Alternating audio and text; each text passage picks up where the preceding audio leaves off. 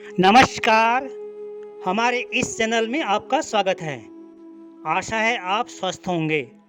आज की रोचक कहानी का शीर्षक है जीवन के पड़ाव की रौनक की सच्चाई। कहानी को शुरू करते हैं। रात के समय करीब 12 बज रहा होगा। पिताजी गहरी नींद में सो गए थे, लेकिन मुझे नींद नहीं आ रही थी। मेरा ध्यान बाहर प्रकृति की ओर था। पहली बार मुझे इस तरह से देखने का मौका मिल रहा था। मेरी निगाह सामने जंगल और आसमान में टिमटिमाते हुए तारों पर थी। कुछ ही दूरी पर झरना और झरने से बहते हुए पानी की आवाज़ एक संगीत की धुन के रूप में मेरे कानों तक पहुंच रही थी। फिर उसी समय मैंने देखा कि घने जंगल के बीच ऊंचे पेड़ों के बीच से छन छन कर चंद्रमा की रोशनी दिखने लगी थी। कुछ ही देर के बाद पूरा चांद सामने दिखने लगा। मेरी आंखें खुली थी। मैं चारों ओर देखकर आनंदित हो रहा था। चांद की रोशनी पूरे जंगल में फैलने लग गई थी। अब चांद काफ़ी ऊपर आ गया था। हमारे गोठे के अंदर सारी बकरियां, कुत्ते और सब कुछ एकदम से इस तरह से दिख रहा था कि जैसे दिन के उजाले में दिखता है। जंगल में पेड़ की पत्तियों के हिलने से उनकी नमी से रिफ्लेक्ट होकर आने वाली रोशनी की चमक और सामने झरने से गिरने वाले पानी की बारीक बूंदों की चमक से प्राकृतिक वातावरण मनमोहक दिख रहा था।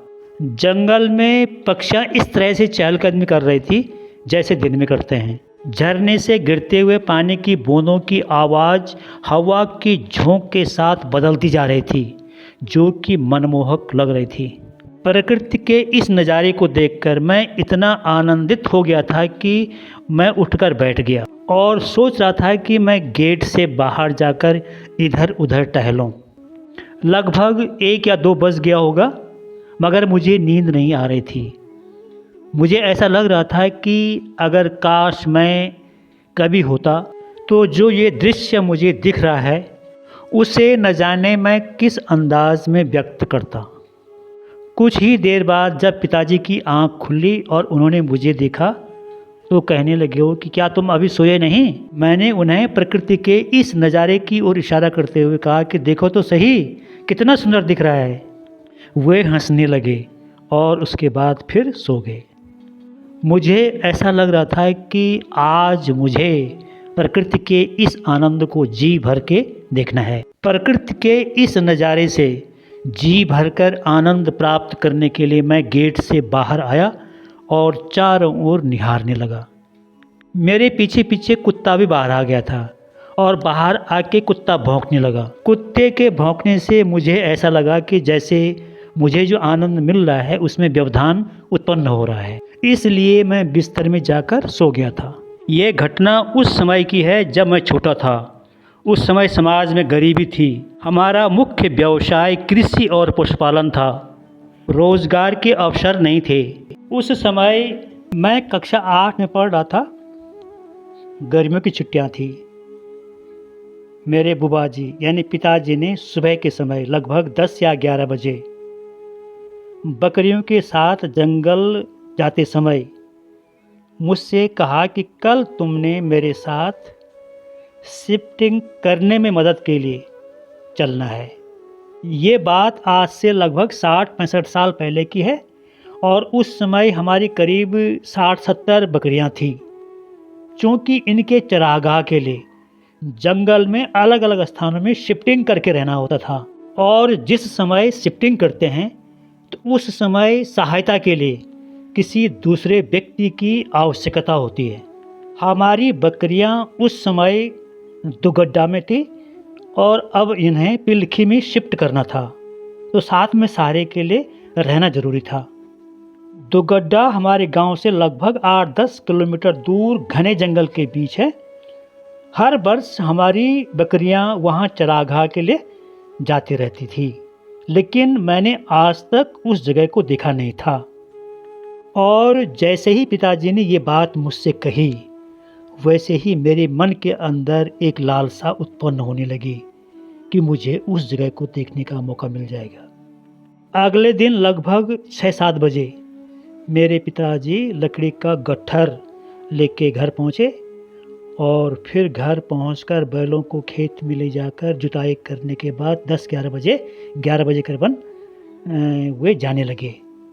और मैं तो पहले से ही दुगड्डा जाने के लिए उतावला था, तो मैं भी उनके साथ साथ दुगड्डा के लिए चल पड़ा। दरअसल उस वक्त का जो ज़माना था, उस समय हमारा पूरा व्यवसाय कृषि पर निर्भर था, यानी जीविकोपार्जन का एकमात्र साधन कृषि ही था। बड़े बैलों का बहुत शौक था, खेत बहुत अधिक थे, 5-6 गायें थी घर में, 50-60 भेड़ बकरियां थी, 2 भैंसें थी और रोपाई करने वाले खेत भी थे। चूँकि भेड़ बकरियां थी इसलिए ऊन का उद्योग भी खूब चलता था। भेड़ बकरियों से ऊन निकालना, फिर ऊन को धोना, फाँटना, उससे तकली से काटना, फिर धागे के गोले बनाना और इन धागों से कंबल, पंखी, बिछौना आदि को स्वयं अपने आप बनाते थे। ऊन की क्वालिटी के हिसाब से चीज़ें बनती थी। इन चीज़ों को बनाते हुए मैंने स्वयं अपने घर में देखा है।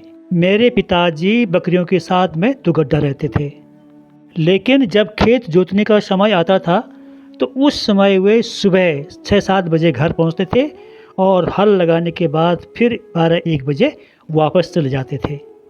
तो आज मैं अपने पिताजी के साथ दुगड्डा जा रहा हूं। तो सबसे पहले हम कुलेंडू पहुंचे, कुलेंडू से कुलाई धार से मौरी गोद से श्यारी गोद से होकर हम पिलखी और पिलखी के बाद दुगड्डा, लगभग 2 बजे हम दुगड्डा पहुंच गए थे। पहली बार मैंने दुगड्डा देखा था। उत्सुकता थी मेरे अंदर दुगड्डा देखने की, तो वह पूरी हो गई। वहाँ पहुँचते ही सबसे पहले हमारे कुत्ते ने हमारा स्वागत किया। बहुत बड़ा काला कुत्ता था, गले में लोहे का पट्टा लगा हुआ था, जिसके बीच में लोहे की कील जैसी निकली हुई थी। तो जैसे ही कुत्ते ने मुझे पहचाना तो वह लिपटने लगा। लोहे को, इस पट्टे को गले में इसलिए लगा के रखते हैं कि बाघ से बचा रहे, क्योंकि बकरियों के इर्द गिर्द हर वक्त बाघ से खतरा रहता था और बाघ का पहला वार गले पर होता है। कुत्ते के गले में अगर पट्टा है तो बाघ कुत्ते को मार ही नहीं सकता, और यदि पाट वाले 2 कुत्ते हों तो वे बाघ को ही मार देते हैं। अगर कुत्ते के गले में पट्टा लगा हुआ है तो बाघ उस कुत्ते पर हमला ही नहीं करता है। पिताजी ने सारी बकरियों को चरने के लिए बाहर जंगल में छोड़ दिया था। उन्होंने मेरे लिए कहा कि तुमने उस स्थान पर बैठना है और वहाँ से उधर जाने नहीं देना है। उसके बाद पिताजी खास चीज़ों को लेकर पिलखी चले गए थे, जहाँ अगले दिन शिफ्ट होना था। पिलखी में रहने के लिए हमने मकान बनाया हुआ था। पत्थरों की दीवार थी और ऊपर से घास से छाया हुआ था। उस मकान में 2 दरवाजे थे, तो उसे ठीक करने के लिए वहाँ जाना ज़रूरी था। अब इस समय मैं बकरियों के साथ दुगड्डा के जंगल में था। कुत्ते का काम था कि जहाँ भी भेड़ बकरियाँ जाएंगी उनसे आगे रहना। मैं ऊंचे पत्थर में बैठकर देख रहा था कि इस समय बकरियाँ कहाँ पर हैं। मैं उस पत्थर में बैठकर पूरे दुगड्डे को निहारने लगा था कि एक छोटा सा नाला, जो कि पहाड़ी के झरने से शुरू होकर कल छलछल करते हुए नीचे तीव्र ढलान की ओर बह रही थी। इसी झरने के बगल में था हमारी भेड़ बकरियों का रहने का ठिकाना, ठोटा, जो कि ऊंची गुफा, जिसके बाहर लकड़ी से बनी बाउंड्री थी। बारिश का पानी उस बाउंड्री के अंदर नहीं गिर सकता था। एक स्थान पर अंदर जाने के लिए रास्ता था। एक साइड भेड़ बकरियां और दूसरे साइड जहां से अंदर जाने का रास्ता था, उस तरफ 2 मोटे कच्ची बांज की लकड़ियों के गेले, जिनकी आग बुझती नहीं थी। बस हल्की आंच और हल्का धुआं हर समय बना रहता। उसी के बगल में पशु चरवाहा यानी मालिक का बिस्तर था। वहीं पर भोजन बनाया जाता था। बर्तन वहीं पर रखे जाते थे, सब कुछ व्यवस्थित था। और उस छोटे से नाले के पार बहुत ही घना जंगल था। दूर तक जहाँ भी नज़र दौड़ाएं पूरा घना जंगल था। हमारी बकरियां काफ़ी दूर चली गई थी, कुत्ता उन्हीं के साथ था। शाम के करीबन 5 बज रहा होगा कि दूर कुत्ता ज़ोर ज़ोर से भौंकने लगा। तब तक मेरे पिताजी आ गए और मैंने उनसे पूछा कि ये कुत्ता इतने ज़ोर से क्यों भौंक रहा है। तो मेरे पिताजी ने कहा कि कुत्ता इसलिए भौंक रहा है कि बकरियां आगे जा रही होंगी और कुत्ता उनको आगे जाने से रोक रहा होगा कि आगे खतरा है, इसलिए वो भौंकता है। मेरे पिताजी के जेब में हर समय एक सीटी रहती थी और वे उस सीटी को बजाकर आदमियों को भी और जानवरों को भी संकेत देते थे। तो उन्होंने अपनी जेब से सीटी निकाली और ज़ोर ज़ोर से सीटी बजाने लगे। ये सीटी बकरियों को वापस लौटने का संकेत था। वैसे भी होता क्या है कि बकरियों के झुंड में जो सीनियर हैं, पुराने हैं, तो उनके बच्चे घर में रहते हैं और जब शाम का टाइम होता है तो वो पहले घर की ओर आने लगते हैं, इसलिए और बकरियां भी उनके साथ समय पर उनके पीछे पीछे आने लगते हैं। फिर उसके बाद पिताजी उस छोटे यानी बाउंड्री के बाहर निकले और उस छोटे से नाले के पार जाकर एक पेड़ की पत्ती को तोड़कर मुंह में रखा और फिर एक विशेष प्रकार की आवाज़ निकालने लग गए। 2-3 बार जब ये आवाज़ निकाली उन्होंने, तो मैंने देखा सामने कि बकरियां सारी जितनी भी हैं वो सारी जंगल से भाग भाग के पिता की ओर आ रहे हैं, अपने घर की ओर आ रहे हैं। और पिताजी जहाँ पर खड़े थे बकरियां आकर वहाँ पर इकट्ठा हो गई। उसके बाद पिताजी उन बकरियों के बीच गए और निहारा उनको कि कितनी बकरियां आई और कितनी नहीं आई। तो गिनती करके देखा कि सारी बकरियां आ गई थी। उन बकरियों के पीछे पीछे कुत्ता भी हाँफते हुए आ रहा था। उसके बाद पिताजी ने पेड़ की एक टहनी काटकर उनके सामने फेंकी तो वे बड़े चाव से उसे खाने लगी। फिर बकरियां इधर उधर फैलकर पत्तियों को खाने लगे। लगभग आधे घंटे के बाद कुछ अंधेरा जैसा होने लग गया था और अब बकरियों को ठोटे के अंदर भेजने की तैयारी करने लगे। कुछ ही देर के बाद जब अंधेरा होने लगा तो बकरियां ठोटे के अंदर चले गई। उनके 8-10 जो छोटे बच्चे घर पर ही एक अलग से ठोटे में रखे गए थे, दूध पिलाने के लिए उनको सौंपा गया और वे बच्चे आराम से अपनी माँ का दूध पीने लगे। माँ का दूध पीने के बाद बकरियों के बच्चों को पुनः बच्चों के ठोटे में रखा जाता था। बच्चों के ठोटे के अंदर घास की एक पुल्टी ऊपर बांध करके लटका के रखी गई थी। इसका एक उद्देश्य ये भी था कि बच्चों को पत्तियाँ कैसे खाते हैं सीखना था और दूसरा उद्देश्य था कि इन बच्चों को जब रात में भूख लगती थी तो वे चिल्लाते थे, तो इन पत्तियों को खाकर उनकी भूख मिट जाती थी। शाम के लगभग 7-8 बज गया होगा तो फिर हमने सब्ज़ी काटी, सब्ज़ी बनाई और रोटी बनाई। कुत्ते के लिए एक बर्तन में पकाकर परात में ठंडा करने के लिए रख दिया। कुछ देर के बाद कुत्ता अपने भोजन को खाने लगा। फिर हमने भोजन किया और सो गए। लकड़ी के 2 मोटे गेले चूल्हे में हल्की आंच से जल रहे थे। लगभग मेरे ख्याल से 10 या 11 बज रहा होगा। पिताजी सो गए थे। ऊपर आसमान में टिमटिमाते हुए तारे और उसके नीचे घना जंगल और एकदम से अंधेरा। कुत्ता गेट के बाहर बड़े जोर से भौंकते जा रहा था, जिससे पिताजी की नींद में व्यवधान उत्पन्न हो रहा था। पिताजी ने जोर से कुत्ते को चुप होने का संकेत दिया। कुछ देर के बाद कुत्ता अंदर आकर बकरियों के बगल में लेट गया। कुत्ते के कान खड़े थे। वह चौकन्ना होकर अनुभव कर रहा था कि कोई खतरा तो नहीं है। एक बार कुत्ता भौंकते हुए गेट के बाहर चला गया। भौंकते हुए बाउंड्री के बाहर इधर उधर भाग रहा था। उसके बाद कुत्ता अंदर आया और फिर बकरियों के सामने लेट गया। फिर मैं भी सो गया और इतनी गहरी नींद आई कि पता ही नहीं चला कि बाकी रात कब व्यतीत हो गई। सुबह के समय पिताजी ने मुझे जागने के लिए आवाज़ दी। मैंने आंखें खोली तो देखा कि सामने पहाड़ी पे सुनहरी धूप लगी हुई थी। पिताजी उठे और उन्होंने मेरे लिए कहा कि तुम तब तक हाथ मुँह धो लो और मैं एक सामान का बोझ पिलखी में रख के आता हूँ। पिताजी ने सामान को पिलखी रखा और वहाँ से वापस लौटे और लगभग 9-10 बजे हम दुगड्डा से पिलखी के लिए चल पड़े। जाते समय जो समस्या हमारे सामने उत्पन्न हुई वह यह थी कि बकरियों के जो छोटे बच्चे थे उनको कैसे ले जाया जाए, क्योंकि वो चल नहीं पा रहे थे। जैसे तैसे हमने दुगड्डा से अपना सारा झाम ताम उठाकर लगभग दिन के 12 बजे पिलखी में शिफ्ट कर दिया। दुगड्डा में तो एक पहाड़ी के नीचे खुली गुफा में रहने की व्यवस्था थी, जबकि पिलखी में पत्थरों की दीवार का मकान था। इसमें ऊपर घास की छवाएं थी। 2 दरवाजे थे। एक दरवाजे से बकरियां अंदर कमरे में जाती थी और दूसरा दरवाज़ा आदमियों के लिए आने जाने के लिए था। दुगड्डा का ठिकाना तो सार्वजनिक था कि जैसे मान लीजिए हमने पिलखी शिफ्ट किया तो दूसरा वहाँ पर आ गया होगा, लेकिन पिलखी का ठिकाना सार्वजनिक नहीं था। इस मकान को हमने स्वयं बनाया है।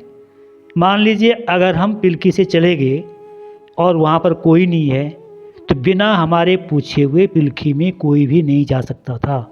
जैसे ही हम पिलखी पहुँचे वैसे ही एक जगह पर पिताजी ने चारों का बोट, यानी एकदम से बड़ा पेड़ भी नहीं होता है, उसकी पत्तियाँ जो हैं बड़े चाव से खाती हैं बकरियाँ, तो पूरे जो है 4-5 टहनी को काट करके नीचे गिरा दिया और बकरियां उनको खाने लगी। हमने भी भोजन किया और भोजन करने के बाद पिताजी ने मुझे बताया कि लगभग 50 मीटर दूरी पे एक पत्थर था। उस पत्थर में बैठकर तुमने इन बकरियों को निहारना है, देखना है, बस उस पत्थर में बैठे रहना है। वो पत्थर पिलकी से कुछ ही दूरी पर था। मैं उस पत्थर में जाकर बैठ गया। वो पत्थर इतना ऊंचा था कि उसमें बैठकर नीचे सब कुछ दिख रहा था। मुझे अनुभव हो रहा था कि दुगड्डा में जो आनंद मुझे रात्रि के समय मिल रहा था वो मुझे पिलखी में दिन के समय मिल रहा है। दुगड्डा एक बंद घाटी में स्थित है, जबकि पिलखी एक खुली घाटी में स्थित है। पिलखी में दाएं ओर एक साल भर बहने वाली छोटी सी नदी थी और उस नदी से लगा हुआ दूसरी ओर का जो भाग था वह एक तीव्र और खुली चट्टान जो कि कई किलोमीटर ऊपर तक फैला हुआ था। सारे गांव के लोग घास काटने के लिए इसी एरिया में आते हैं। इस समय मैं सामने उस पहाड़ी पर देख रहा हूँ, महिलाएं घास काट रही हैं और साथ ही गीत भी लगा रही हैं। इस इलाके में खासकर नैल, सिदेली, गुड़म, मसूली के लोग घास काटने के लिए आते हैं।